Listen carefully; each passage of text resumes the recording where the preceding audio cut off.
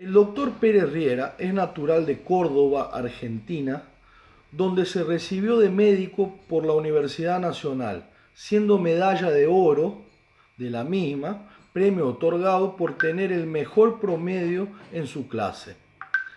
Médico cardiólogo desde 1980 y profesor de medicina en San Pablo, se especializó en Brasil haciendo 2 años de residencia en el Instituto Dante Passanese del estado de San Paulo y 1 año de especialización en cardiología con el profesor Luis Berene de Kurt en el Instituto del Corazón de San Paulo INCOR, donde fue evaluado como el mejor del grupo.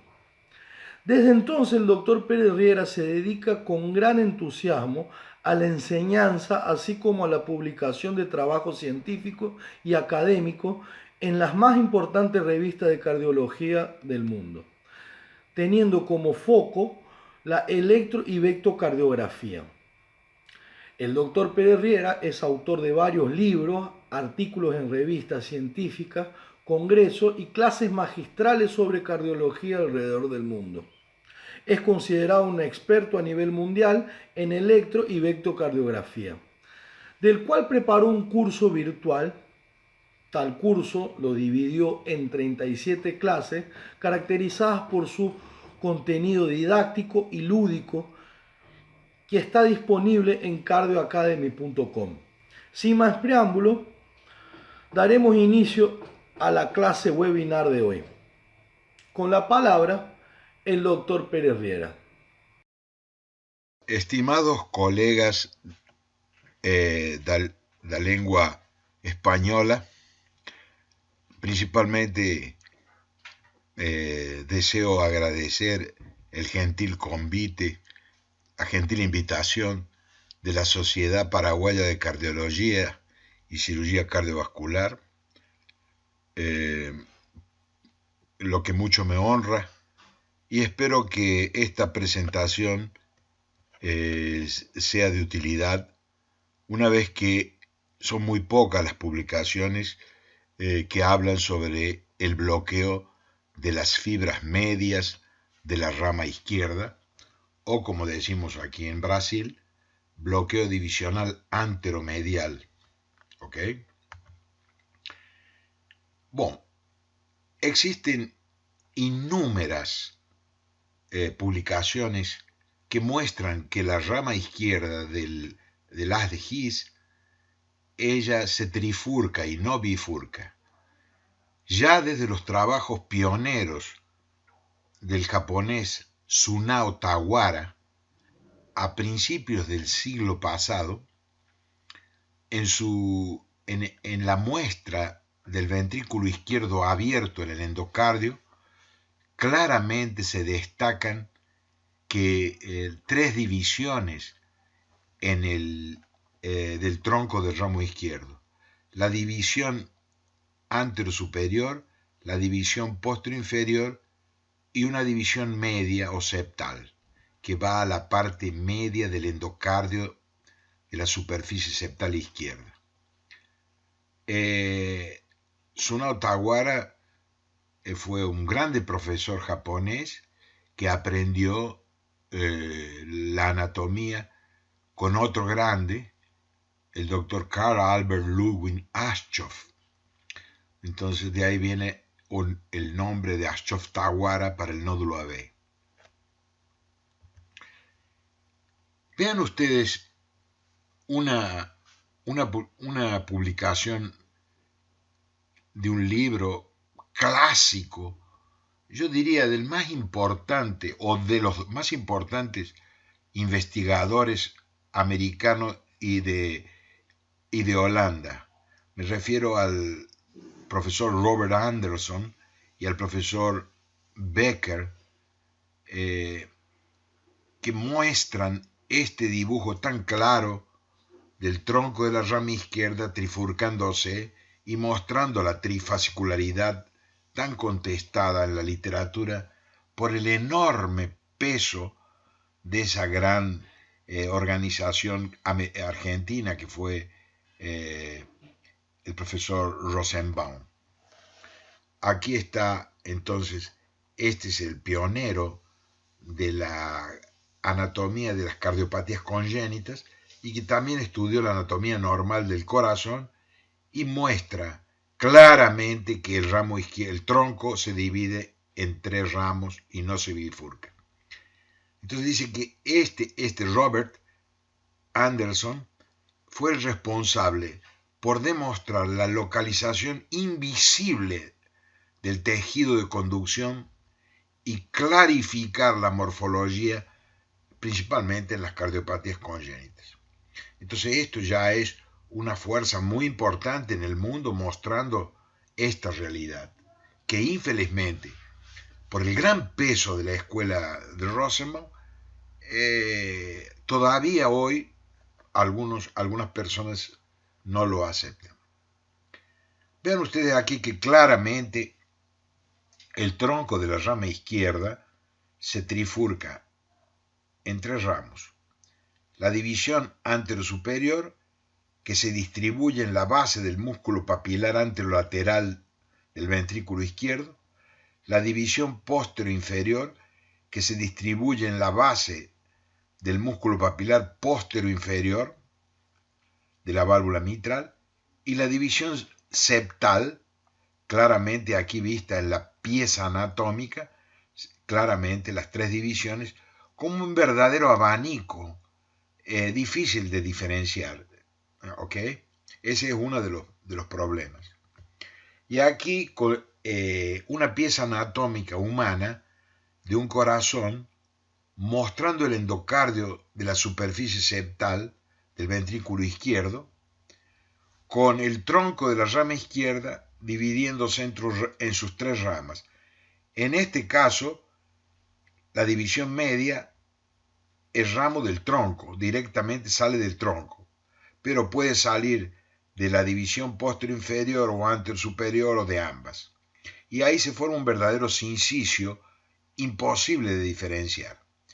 Ese es el tipo 1 que le llamamos nosotros, ya vamos a ver por qué.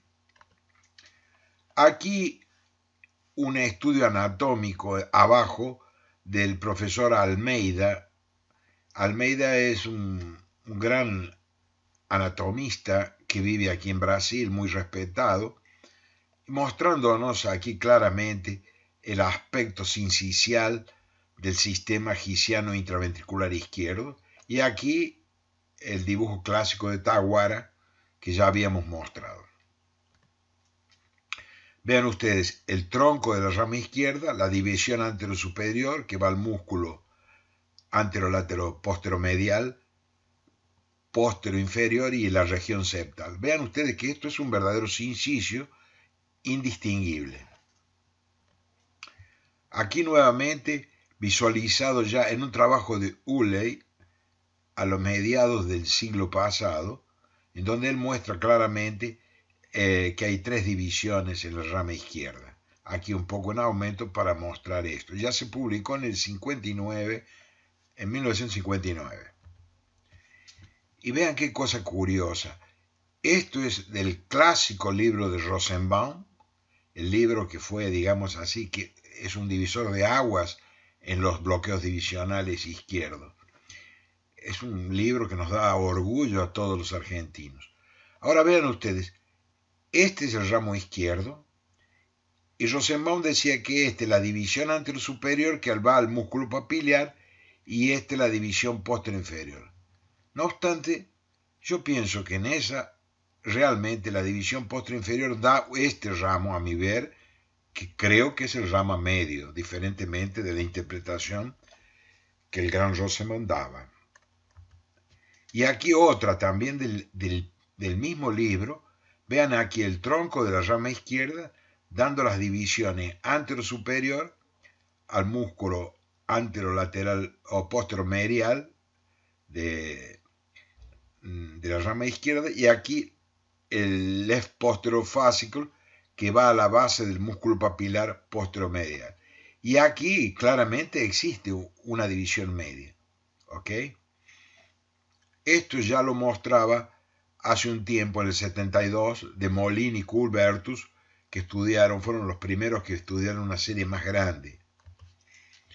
Pero aquí hay un descubrimiento extraordinario de un gran cardiólogo eh, holandés, el doctor Dick Darwin, de Ámsterdam. Él hizo lo siguiente: estudió 8 corazones de gente joven que había muerto de un accidente de tránsito, de moto, etc. Él extrajo el corazón de ese óbito, lo puso en un preparado de Landerhof y, y además puso en el endocardio, abrió el corazón ventricular izquierdo y colocó sensores de recepción de estímulo, más de 700 electrodos en todo el endocardio ventricular. Y ahí él estimuló el haz de His y observó en todos los casos, que había 3 puntos de activación inicial, siendo que este es el primero de todos, en la región medio septal izquierda. En la región superior y posterior inferior. De manera que esta publicación, que ocurrió en 1970 en el Circulation, fue realmente un divisor de aguas y echa por tierra cualquier hipótesis de bifascularidad de la rama izquierda.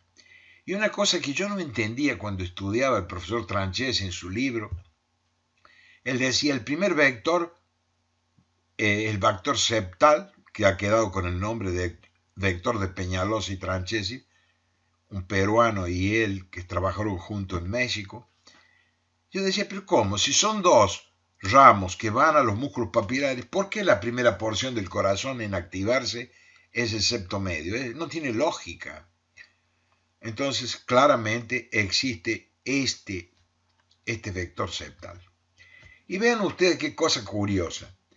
La trifascicularidad del ramo izquierdo genera 3 potenciales de acción, siendo que el potencial de acción de la rama media es de mayor amplitud, indicando mayor velocidad de conducción y la duración un poco más corta. Por eso la activación septal se procesa 5 milisegundos antes que la activación anterior superior y posterior inferior. Vean ustedes, la duración, claramente están ahí los potenciales de acción de los 3. Y este es un trabajo clásico, anatómico, en 20 corazones que hicieron Culbertus y de Molin, y observaron que la rama izquierda se trifurca en la grande mayoría de los casos. ¿Okay? Vean aquí lo que llamamos tipo 5, en donde el ramo izquierdo prácticamente es una red, un abanico que no da para diferenciar los 3 ramos, porque se abre en abanico o en leque, como decimos aquí, mostrando una rama extremadamente difícil de separar una rama de la otra. Y aquí una vista lateral, abriendo el ventrículo desde el endocardio, muestra el ramo izquierdo se trifurcando, siendo que la rama medio septal se dirige a la punta del corazón y a la parte media del septo izquierdo. Esa genera el primer vector de Tranchesi y Peñalosa, o Peñalosa y Tranchesi. Y aquí claramente podemos distinguir 5 variedades anatómicas. Esta es la más común de todas, la tipo 1, donde el ramo izquierdo, la división media, se origina del fascículo posterior inferior, de la división posterior inferior. En este caso, mucho más rara, el ramo de la división anterior superior. Aquí de la posterior inferior, perdón, me equivoqué, esta es de la posterior inferior y esta de la propio tronco, salen los 3 independientes. Y aquí la rama media es producto de ambas ramas, anterior y posterior. Y aquí un verdadero sincicio en donde no se puede diferenciar las 3 divisiones.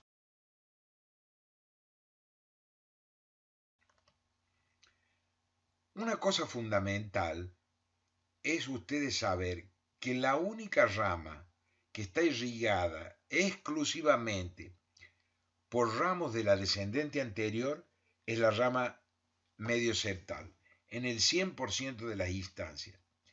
Ya la left anterior descending artery irriga en el 40% left anterior fascicle, en el 10% left posterior fascicle y la left septal fascicle en el 100%.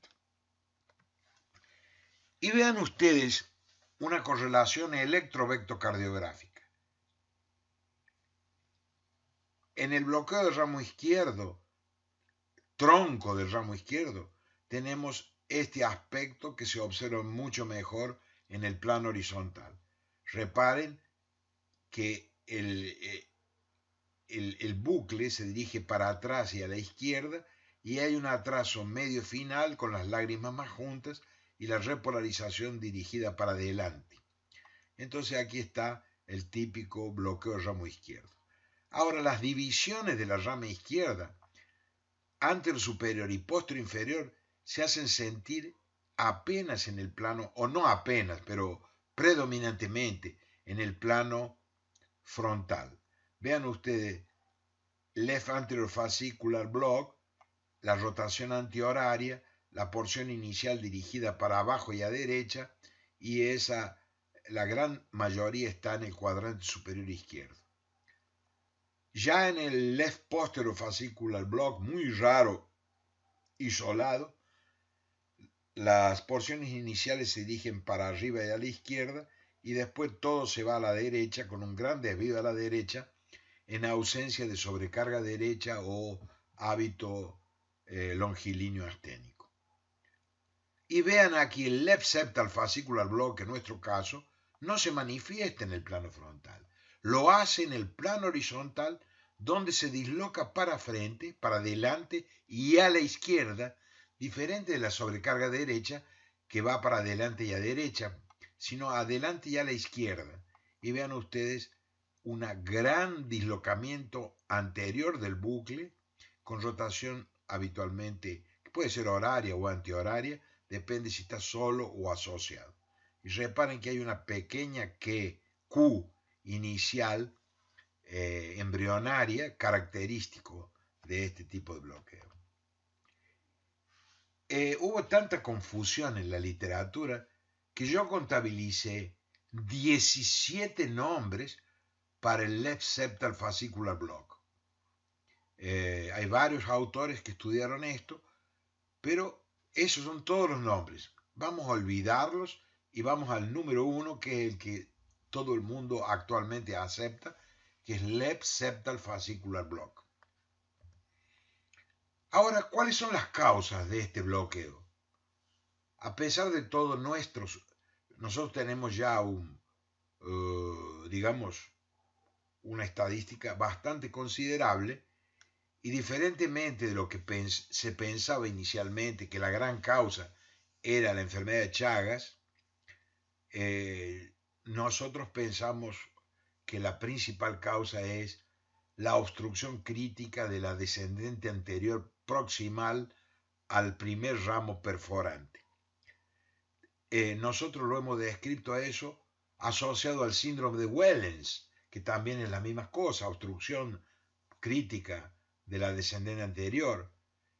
Y también lo hemos notado, primero los autores japoneses, en la cardiomiopatía hipertrófica de cualquier forma, hemos notado esto, pero nosotros fuimos los primeros en detectar esto después de la inyección de alcohol absoluto en la primera septal para tratamiento de la cardiomiopatía hipertrófica severa. Entonces uno inyecta en la primera septal alcohol y produce un microinfarto para aliviar la contracción sistólica que deja angustiada la vía de salida del ventrículo izquierdo. También se ha visto en la disección de aorta, lo hemos descrito nosotros, en la diabetes, en disfunción del músculo papilar, y nosotros describimos en un síndrome mitocondrial raro, Kearns-Sayre síndrome, en donde el paciente tenía una enfermedad progresiva oculocardíaca que afectaba los ojos y el sistema de conducción intraventricular, y lo conseguimos registrar en forma secuencial la progresión de esta enfermedad rara. ¿Cuáles son las principales características electrocardiográficas de estos pacientes? La característica es que si está aislado, no hay prolongamiento en la duración del QRS. Él prolonga si se asocia a bloqueo de ramo derecho. Lo más importante es el dislocamiento anterior y a la izquierda de las fuerzas electromotrices en el plano horizontal, aumentando brutalmente la R de B2 con un increscendo en el voltaje de B1 a B2 y después decreciendo para B5 y B6. Y otra característica que puede ocurrir frecuentemente es la ausencia de onda Q en las izquierdas, en lateral izquierdo, o sea, de 1 a BL, B5, B6. Eso es muy interesante porque cuando se asocia al left anterofascicular block, o sea, bloqueo divisional anterosuperior izquierdo, desaparece la pequeña Q de D1 o de ABL, principalmente de ABL. Pero lo más importante, y esto quiero recalcar, es que cuando vino Rosenbaum a muchos años en Brasil, le dijo al profesor Mofa, un grande vectocardiografista ya retirado, le dijo así: Pablo, yo voy a creer en tu left septal cuando tú me demuestres la intermitencia del fenómeno. Y ahí nosotros publicamos N casos de left septal fascicular block intermitente, mostrando o cumpliendo con ese requisito que exigía el gran Rosenbaum. Ahora, el gran problema es que hay numerosas causas que dislocan las fuerzas para adelante en el plano horizontal. Entonces, por ejemplo, yo puedo tener un paciente normal que tenga gran rotación del corazón en el eje longitudinal y eso puede resultar en una zona de transición dislocada a la derecha y un aumento de la R en B1 y B2. Entonces, muchas veces uno piensa que es una variante normal, apenas que la zona de transición está dislocada a la derecha. Así ocurre también en ciertos casos en el corazón de atleta, así como en la mala posición de los electrodos precordiales. Y también lo que antiguamente se llamaba infarto dorsal, que sabemos que no existe. Hoy, fuerzas anteriores prominentes se observan en el infarto lateral. La pared dorsal, como dice el gran Bayes, no existe. Después también se puede ver R prominentes en la sobrecarga del ventrículo izquierdo diastólicas, en donde aumenta la R en B1, B2. Y también, lógicamente, en la sobrecarga del ventrículo derecho, en la cardiomiopatía hipertrófica, en la dolencia de Duchenne. Aquí lo ha demostrado la doctora Tobías en la endomiocardiofibriosis, en la dextroposición del corazón y en nuestro caso. Entonces ahí que está el problema. Gran dificultad de diagnóstico. Veamos algunos ejemplos. Este es un caso extremadamente curioso de left septal fascicular block intermitente en un hombre de 72 años que fue admitido en la emergencia con un dolor típico precordial que alivió, ¿no es cierto?, con nitroglicerina. La angiografía, inmediatamente veíamos que sobre esto sugería lesión de tronco crítica, pero también veíamos un extremo desvío a la izquierda del left anterofascicular block con S3 mayor que S2, pero vemos esto es característico del left main, o sea, ST segment elevation en AVR, en AVR, porque el vector de lesión apunta al hombro derecho. Pero aquí, ¿qué está aconteciendo? Hay una R de amplitud enorme, en B2 crece, sugiriendo que no será un infarto lateral, no, esto es un left anterofascicular block.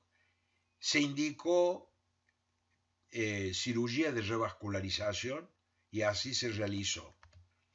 Y esto fue luego a post, después de la cirugía. Vean ustedes que eliminó la R prominente y se eliminó también el left anterofascicular block. Vean ustedes qué interesante, en pocos días, en 3 días, desaparece el left anterofascicular block en el plano frontal y desaparece la R prominente en el plano horizontal. ¿Ok? Apenas con la revascularización.